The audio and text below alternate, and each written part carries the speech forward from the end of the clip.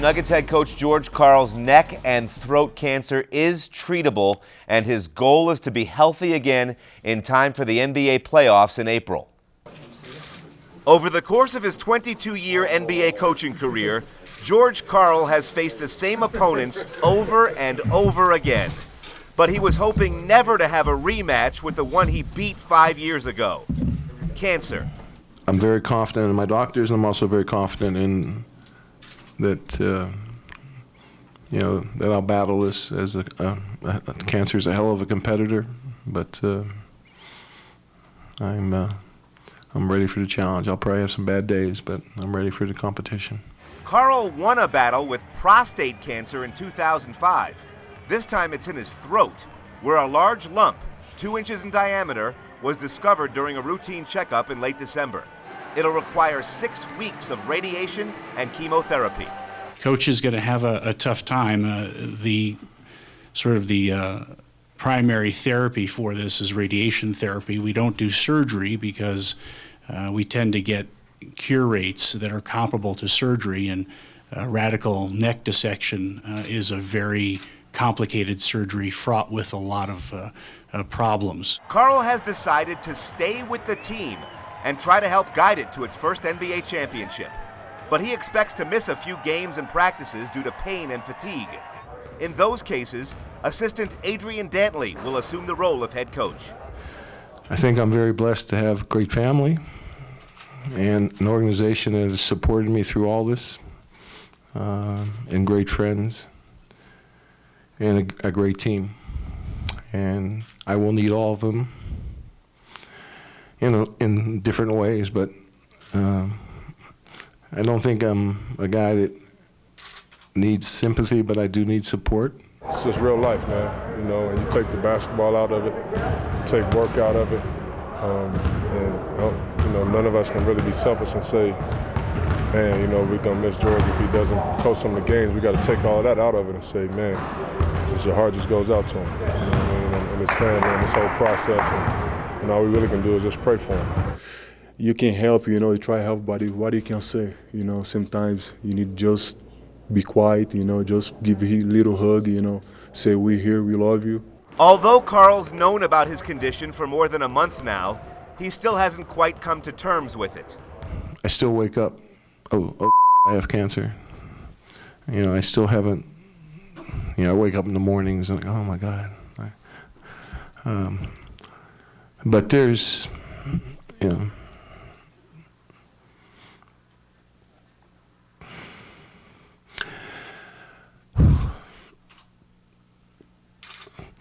cancer's a bitch to have. I don't care if it's a curable one or an uncurable one. There's no guaranteed contracts in this gig. Nuggets' next game is a Thursday in Cleveland against the NBA's best team, the Cavaliers. George Karl plans to be there on the bench coaching. High school baseball playoffs begin this weekend, and Grandview slugger Greg Bird is hoping to lead the Wolves to their first state championship. Bye, Birdie. If this is so wrong, he never wants to get it right. Greg Bird won the state home run title this season by committing error after error after error. I know you've probably heard it, and you hear it all the time. It's kind of a mistake, but it's a good mistake. So why is it a mistake?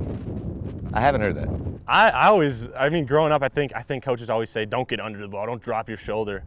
And I guess some balls you do hit them high, and you're lucky enough to hit them far enough to go over the fence. I don't think of them as a mistake. I think of them as 4 bases and a run, an RBI, and then so I wouldn't think of them a mistake, but I've heard that before. And you're hoping to make mistakes all the way to the big league? Not quite, but if that's what people want to call them, I'll take it. Bird has belted 13 home runs in just 36 at-bats, one every 2.7 trips to the plate, the best ratio in the entire country. He also leads the nation in slugging percentage. I don't know my own stats. You do too. I know how many home runs I have. Yeah. What's your batting average? I don't know. You do something. too. Swear to God, six something. 6 something. Almost 7 something. I know I have 3 or 4 triples just because those are rare. I just love playing baseball, and the stats come, and I guess the thing we look at right now is the wins column.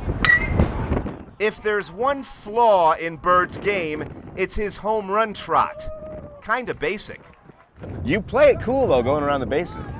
Yeah, I guess I don't want to say I've gotten used to it, but I've gotten Used to it. I've hit quite a few of them, so I have a pretty good idea of how I want to go around the bases. Bird is so feared around the Centennial League that he's been intentionally walked a dozen times. It affects my parents more, specifically my mom. My mom doesn't like it much, but I'm all right with it. I can deal with it. I'll take the free base. You have been intentionally walked now twice with the bases loaded. Yeah, that's kind of ridiculous. I don't know if it gets much crazier than that. Late at night, do you let your mind wander a little bit and think of maybe getting a state championship winning intentional walk? A walk-off walk? If that were the case to win a state championship, that would be the most unique win for a big game, I would have to say, ever. I've never heard of ever heard of an intentional walk-off walk. So You may soon. maybe a first, but I doubt it. The Major League Baseball draft just started a few minutes ago, and Grandview High School pitcher Kevin Gausman is hoping to hear his name called very soon. He's known for throwing one of the best fastballs in the country, but Kevin Gausman's been thrown a curve during the weeks leading up to the draft. You know, there's a lot of fake people out there, especially girls, you know, all of a sudden they want to hang out and that sort of thing. Fake girls. Fake girls. Never heard of this. I know, I never believe it. One thing's for real. Gausman's right arm. It's gotten the attention of Major League scouts who have clocked him as high as 98 miles per hour. He's expected to get drafted in the first round or two. What team did you grow up rooting for? The Rockies, pretty much. They've got pick 26. Yeah, they do. You know, that's in that range, so I'm hoping, you know, that would be pretty cool, getting to play for my hometown team. Gausman's plan B is terrific. He's already accepted a college scholarship with defending national champion Louisiana State and plans to go there if unable to reach a contract agreement with whatever pro team drafts him.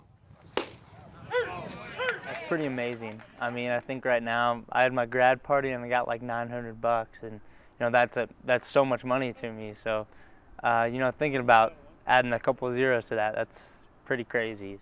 Gausman's inviting his closest friends and teammates over to his parents' house in Aurora for a draft night party, but he doesn't expect to speak with anybody else all evening, including the team that picks him. I was actually told not to answer my phone that day.